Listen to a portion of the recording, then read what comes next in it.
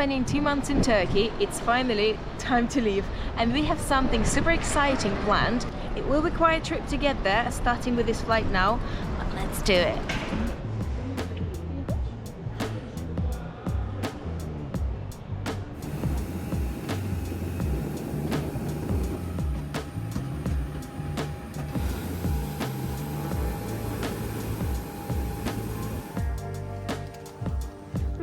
Automatic your phone contact with water. You would like it as well.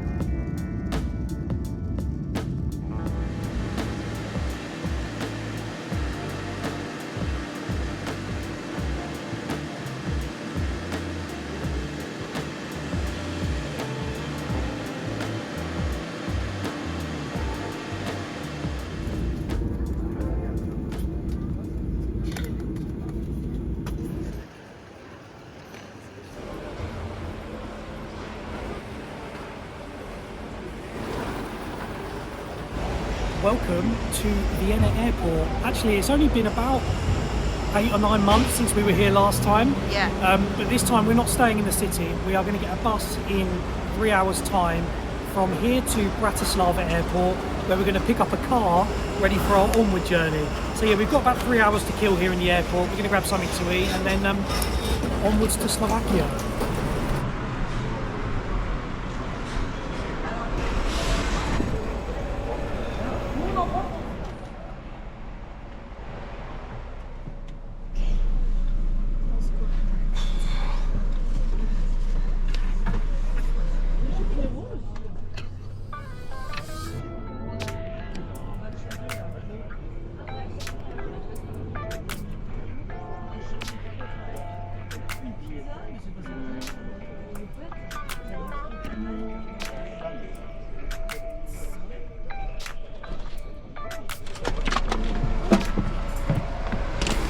Go. Let's go. Find our whip. Such a nice airport, isn't it? In case you didn't realise already, all this video is just a tour of different airports around Europe. So welcome to Bratislava. Look at this little banger. The mean machine for the next 5 weeks. I mean, it's perfect size for us. It's miniature. It's so cute. It's good. And it's an automatic. What's the word? Bougie. How bougie are we? An automatic. It is a real bougie car, isn't it? I think it's good. I love it. The time now is 7 o'clock and we've got a hostel booked for tonight, which isn't too far away. And the last check-in's at 8, so we're going to head there now. When we booked this hostel, we weren't too sure about it. It seems to be in the middle of an industrial estate of some sort. So yeah. I guess looks fun. The jury's out on this as to whether it's going to be fun or not. It's an experience. Let's go. Let's go.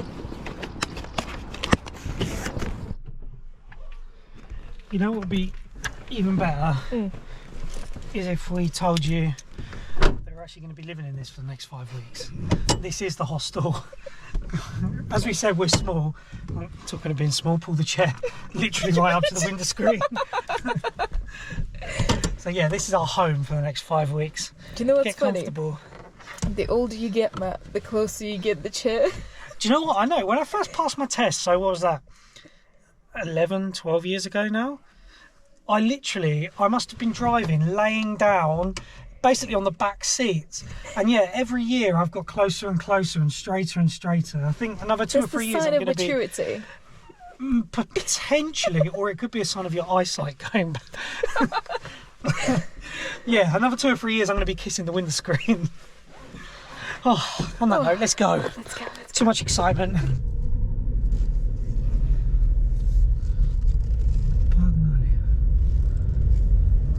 It's life. It's a box of chocolates. What was just about to say? As a wise man once said. I keep trying to look for the clutch. The thing is, they said this hostel was like 10 kilometres away from Bratislava, but I'm guessing that's as the crow flies as well, because we're definitely not in Bratislava anymore. This has got to be, it's either like a really far out suburb or we're in another bloody town.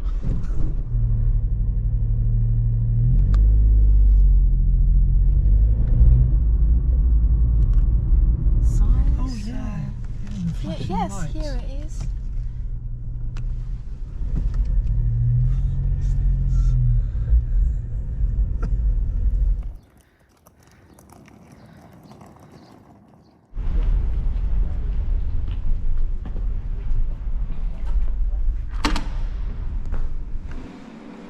Hello.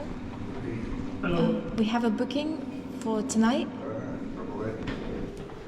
Got the keys. Drop the keys.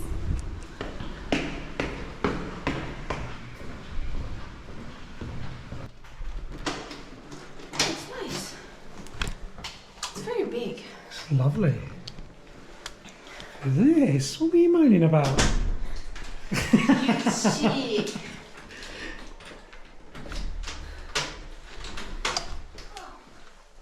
Oh, this is lovely. Come here, it's an interesting bathroom.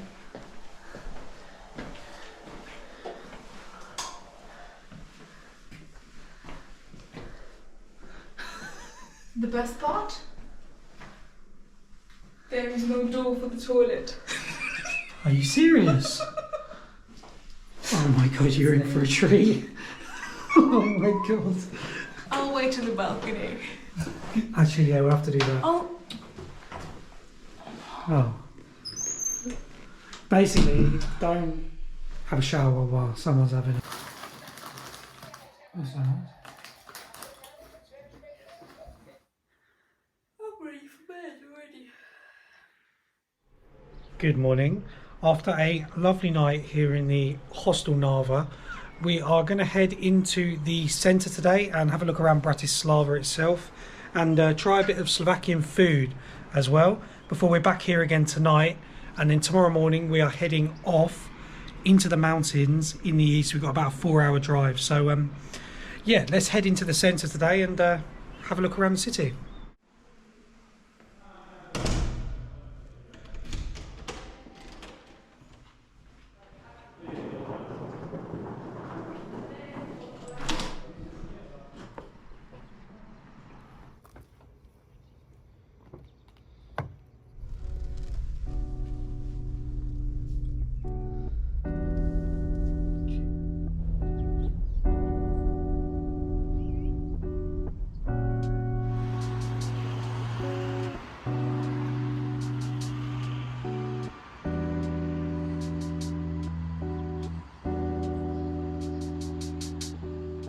So we've parked up just outside the city centre, and for those of you who don't know, Bratislava is the capital of Slovakia, which used to be Czechoslovakia during the communist period. We've been to Prague quite a few times. It's one of our favourite cities on earth, and already, to be honest, you can see a lot of similarities.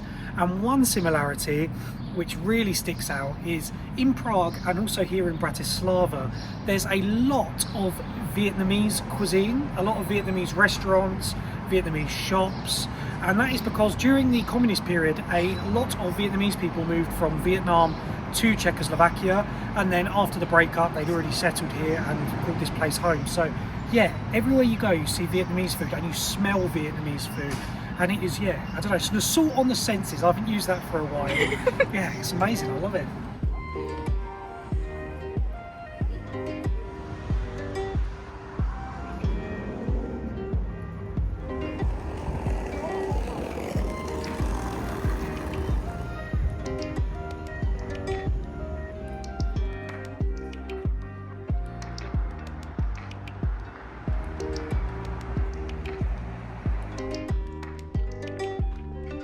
So we've made it through the old town and up the hill to Bratislava Castle, which we actually saw on the way into the city yesterday from Vienna when we were still in the territory of Austria. These days Austria and Slovakia are both within the Schengen zone, which means you can travel between them without any border checks or showing your passport, etc. But up until the early 90s, that was actually the front line between communist Czechoslovakia and Western orientated Austria. I was actually thinking about it on the bus on the way in yesterday, how fascinating it is that the two cities are literally about 60 kilometres apart from one another, but during that period of time from the end of the Second World War up until the early 90s, they were completely separated from each other. They were so close you could even see Bratislava from the territory of Austria, but so far apart. Fascinating. Matt mentioned earlier Slovakia being a part of Czechoslovakia, and we read earlier that apparently the breakup of Czechoslovakia was the only peaceful one out of the former communist states, so there was no violence involved at all. It's really interesting as well, I think. Yeah, actually when we were reading about that, we were actually reading that the citizens of both countries overall didn't want to break apart. It was about 35-40%. Yeah, something around over 30 of each population that wanted to split, so the rest wanted to stay as Czechoslovakia. Yeah, which is also fascinating, right? Mm-hmm.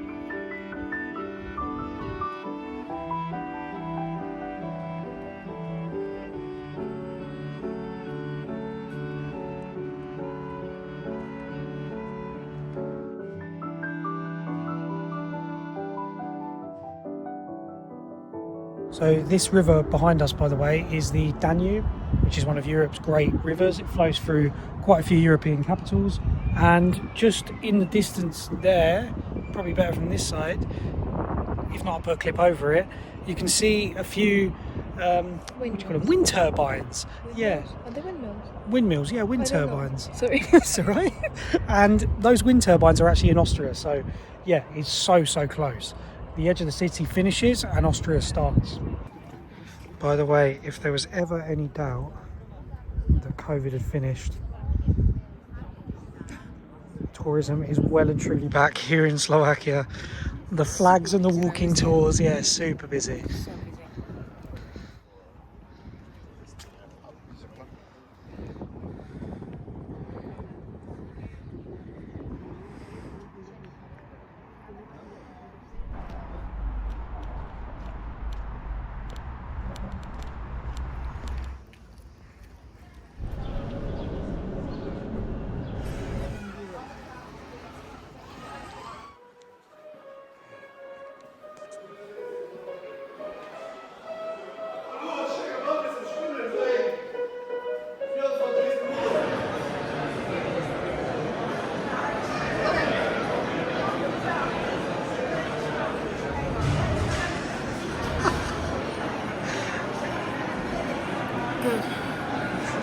Really nice.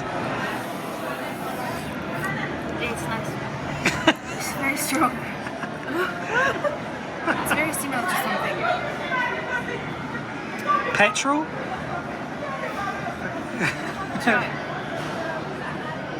Cheers. Right, so the food has come. We have got svíčková, which is, I guess, a national dish here in Slovakia as well, but we've had it in Prague lots of times, and it is beef with an incredible vegetable sauce and then a jam as well as two little bread dumplings. It is just so good. It is, for me, it's just like the epitome of Central European food. And then we've also got halušky, which are like little potato dumplings with a sheep's cheese and like a sticky sauce, and then also bacon on top. And again, I don't know, that's all the flavours of Central Europe for me. As you can tell, I'm a bit all over the place at the moment because I'm so hungry and this all looks so incredible. So yeah, let's dig in. Bon appetit. It's really garlicky. Surprisingly for garlic soup. It is very surprising. You're very observant.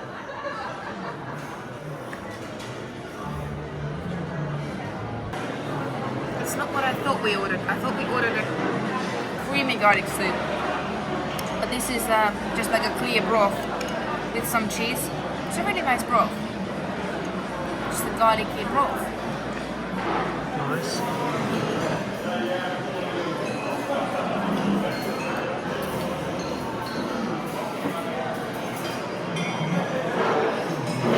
Remember how tender the beef was when we had pasta sada? Yep, of Like, course. It's exactly the same. It just melts in your mouth, and then the vegetable sauce. I want to know what goes into it. The mix with the slight sweetness of the jam, the texture of the bread dumplings. It's just perfection. And then with the beer as well. Unbelievable. It's a big bite. Very comforting and very filling. It's quite salty, slightly tangy. You can really taste the goat cheese. Really smooth and beautiful. It's really nice. The thing is, food has a way of bringing back memories and making them feel like it was only yesterday. And this dish for us brings back so many memories of going to a certain place in Prague with our friends who used to live in Prague, and when we'd fly out to meet them. And yeah, I don't know, it brings back so many happy memories and so many good times and warm feelings. And yeah, above all, it's just absolutely amazing. Such a good combination. Go for it. I'm so happy for this.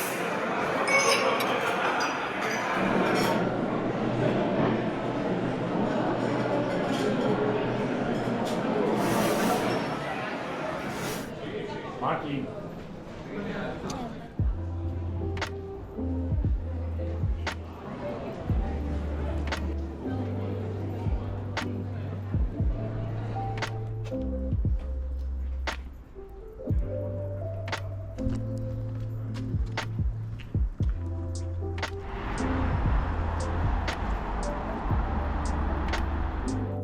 Good morning. As you can see, we've already left Bratislava and we are on the way to the mountains to our cabin where we're going to be spending the next month.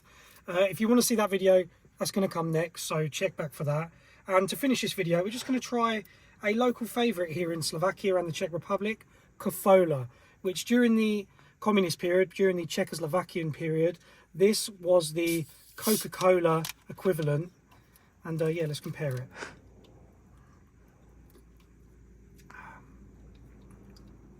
Do you know what? I was prepared to say that's actually the same as Coke, but it's really different. Try it. It smells really healthy.